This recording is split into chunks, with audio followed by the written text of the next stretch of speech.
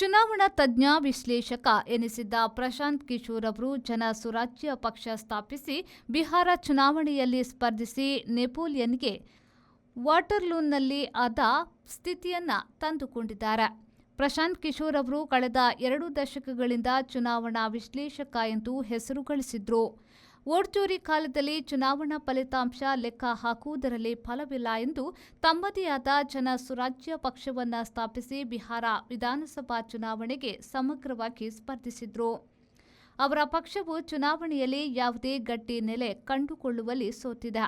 ಆದರೆ ಅವರ ಪಕ್ಷದ ಸ್ಪರ್ಧೆಯಿಂದ ಎನ್ಡಿಎಗೆ ಕೆಲವು ಸ್ಥಾನಗಳಲ್ಲಿ ಲಾಭ ಆಗುತ್ತಿರುವುದು ಕಂಡಿದೆ ಎಂದು ಆರಂಭಿಕ ಎಣಿಕೆಗಳಿಂದ ಸ್ಪಷ್ಟಗೊಂಡಿರುವುದಾಗಿ ತಿಳಿದುಬಂದಿದೆ.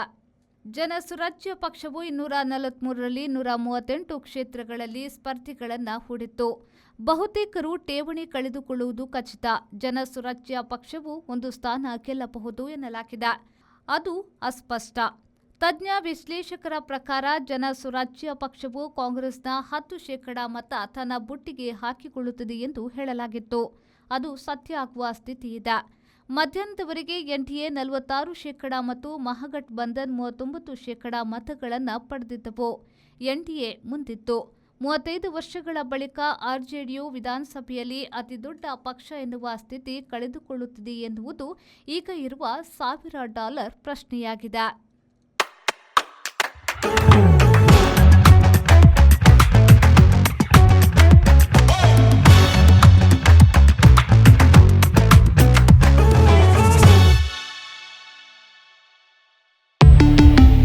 Volkswagen. Volkswagen Mangalore, Airport Road, Yeyadi, Mangalore. Volkswagen.